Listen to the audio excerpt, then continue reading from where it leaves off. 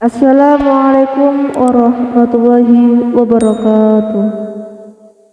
Bismillahirrahmanirrahim. Alhamdulillahirabbil alamin. Wassalatu wassalamu ala asrafil anbiya'i wal mursalin Sayyidina Muhammadin wa ala alihi wa sahbihi ajmain. Amma ba'du. Sahabat cerita para wali yang diberkahi Allah Subhanahu wa taala, semoga kita semua selalu dalam lindungannya dan diberikan rezeki yang berkah, umur yang panjang agar senantiasa bersyukur kepada Allah Subhanahu wa taala. Amin ya rabbal alamin. Kali ini saya akan berkisah tentang kumpulan karomah Mbah Maksum Lasem. Mbah Maksum Lasem, Jawa Tengah adalah ulama besar yang tindakannya sering sulit dicerna nalar awam. Setelah peristiwanya barulah orang mengerti apa sesungguhnya yang terjadi. Diperkirakan Mbah Maksum lahir pada tahun 1868. Beliau adalah anak bungsu pasangan Ahmad dan Kosimah. Oleh orang tuanya, beliau kemudian diserahkan kepada Kyai Nawawi Jepara untuk mempelajari ilmu agama. Karena sejak kecil dialah ditinggal wafat oleh ibunya. Dari Kyai Nawawi beliau mendapat pelajaran dasar ilmu alat atau nahwu yang diambil dari kitab Jurumiyah dan Imriti. Penggembaraannya mencari ilmu tidak sebatas di Lasem, melainkan sampai ke Jepara, Kajen, Kyai Abdullah, Kyai Abdul Salam, dan Kyai Siroj. Kudus Kyai Maksum dan Kyai Syarafuddin, Sarang Rembang Kyai Umar Harun, Solo Kyai Idris, Termas Kyai Dimyati, Semarang Kyai Ridwan, Jombang Kyai Hasim As'ari, Bangkalan Kyai Khalil, hingga Mekah Kyai Mahmud At-Turmusi dan kota-kota lainnya. Suatu saat di Semarang, dia tertidur dan bermimpi bertemu Nabi Muhammad SAW. Ketika di Bojonegoro, dia tidak hanya bermimpi, melainkan antara tertidur dan terjaga. Dia bertemu dengan Nabi yang memberikan ungkapan La khaira illa fi nasir yang artinya tidak ada kebaikan yang lebih utama daripada menyebarkan ilmu.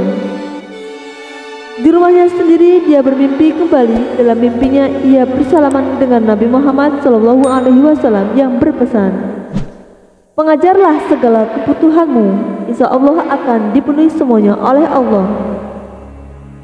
Di kemudian hari, Mbah Maksum menjadi ulama besar yang dikenal memiliki banyak karomah. Inilah beberapa kisah karomahnya.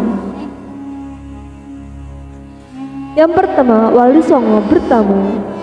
Ada satu kisah karomah lain yang menunjukkan ketinggian kedudukan spiritualnya. Hari itu datang 9 orang tamu ke Lasem. Mereka ingin berjumpa dengan Mbah Maksum. Namun karena tuan rumah sedang tidur, Ahmad seorang santrinya menawarkan apa perlu Mbah Maksum dibangunkan. Ternyata mereka menolak. Lalu mereka semua yang tadinya sudah duduk melingkar di ruang tamu berdiri sambil membaca sholawat, kemudian berpamitan. Apa perlu Mbah Maksum dibangunkan? Tanya Ahmad sekali lagi. Tidak usah, ujar mereka serempak lalu pergi. Rupanya saat itu Mbah Maksum mendusin dan bertanya kepada Ahmad perihal apa yang baru saja terjadi. Setelah mendapat penjelasan, Mbah Maksum meminta kepada Ahmad agar mengejar tamu-tamunya. Tapi apa lacur mereka sudah menghilang, padahal mereka diperkirakan baru sekitar 50 meter dari rumah Mbah Maksum. Ketika Ahmad akan melaporkan hal tersebut, Mbah Maksum yang sudah bangun tapi masih dalam posisi tiduran mengatakan bahwa tamu-tamunya itu adalah Wali Songo dan yang berbicara tadi adalah Sunan Ampel. Setelah mengucapkan kalimat tersebut, Mbah Maksum tertidur pulas lagi. Karomah kedua, beras melimpah. Di depan para cucunya, Mbah Maksum memimpin pembacaan istighosah dan membaca potongan syair Al-Burdah yang artinya, wahai makhluk paling mulia Muhammad, aku tak ada tempat untuk mencari perlindungan kecuali kepadamu pada kejadian malapetaka nan besar nanti. Syair tersebut dibaca 80 kali, dilanjutkan dengan doa sebagai berikut. Ya Allah, orang-orang yang ada dalam tanggungan kami sangat banyak, tetapi beras yang ada pada kami telah habis. Untuk itu kami mohon rezekimu darimu. Selain mengamini, Nadhiroh salah seorang cucunya berteriak, "Bah, tambahi 1 ton." Ditempali oleh Mbah Maksum, "Tidak 1 ton, tetapi lebih." Beberapa hari kemudian beras seolah mengalir dari tamu-tamu yang datang dari berbagai kota seperti Pemalang, Pasuruan ke tempat Mbah Maksum. Masih soal beras, pada kali yang lain setelah mengajar 12 santrinya lalu diikuti dengan membaca Alfiyah, Mbah Maksum minta mereka mengamini doanya karena persediaan beras sudah habis. "Ya Allah, Gusti, saya minta beras." "Amin." Kedua belas santrinya itu yang ditampung dan ditanggung di rumah Mbak Maksum khidmat menyambung doanya. Jam 11 siang datang sebuah becak membawa beberapa karung beras tanpa pengantar kecuali alamat ditempel di karung-karung beras itu. Di sana tertera jelas kotanya adalah Banyuwangi. Kepada santrinya yang bernama Abrori Akhwan, Mbak Maksum minta agar mencatat alamat yang tertera di karung itu. Suatu saat ketika berkunjung ke Banyuwangi, Mbah Maksum bermaksud mampir ke alamat itu. Saat alamat tersebut ditemukan, tempat itu ternyata kebun pisang yang jauh di pedalaman.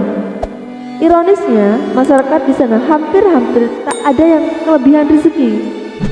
Lalu siapa yang mengirim beras? 2 tahun lagi saya menyusul. Seandainya paman wafat pada hari ini, saya akan menyusul 2 tahun kemudian. Demikian reaksi Mbah Maksum ketika mendengar kabar bahwa pamannya Kyai Baidowi meninggal hari itu 11 Desember 1970. Bahkan ucapan itu ditegaskan sekali lagi langsung di telinga almarhum ketika dia menghadiri pemakamannya. "Ya paman, 2 tahun lagi saya akan menyusul." Mbah Maksum tutup usia pada 28 Oktober 1972 atau 12 Ramadan 1332 sepulang dari sholat Jumat di Masjid Jami Al-Asam tak jauh dari rumahnya. Persis seperti ucapannya, menyusul doa 2 tahun setelah komandan wafatnya.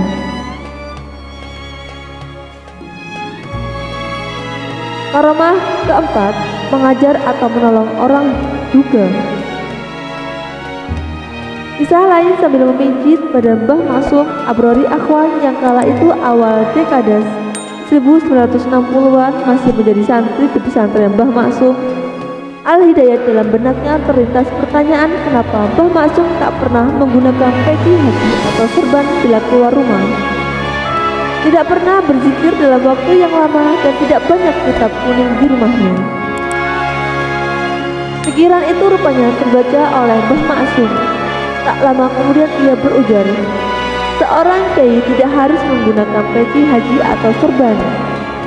Berzikir kepada Allah bisa dilakukan langsung secara praktek, seperti misalnya kita mengajar atau menolong orang. Tidak harus dalam waktu lama dengan beberapa bacaan tertentu.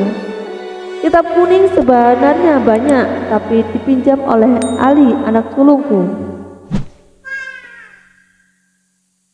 Karomah kelima, insya Allah akan kembali. Ketika dalam perjalanan silaturahim ke Jawa Tengah dan Jawa Timur, Mbah Maksum kehilangan kacamata di kereta api yang tengah meluncur antara Tegal dan Pekalongan. Menyadari hal itu, ia kemudian mengajak para pengikutnya membaca surat Ad-Duha.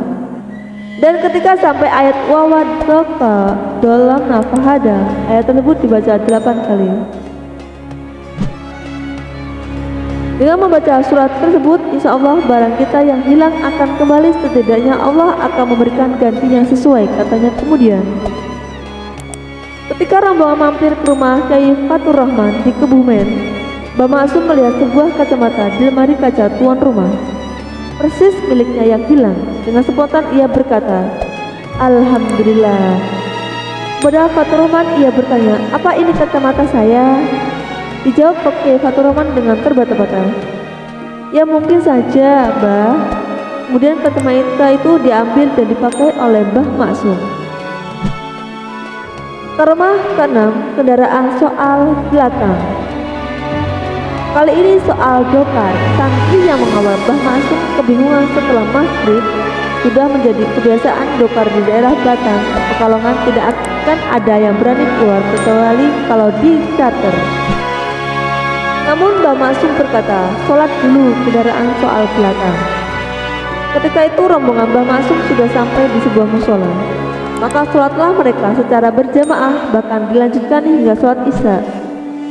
Setelah semua selesai, rombongan pun melanjutkan perjalanan, dan tanpa diduga begitu rombongan keluar dari halaman musola, lewatlah sebuah dokar kosong. Mereka pun menaikinya.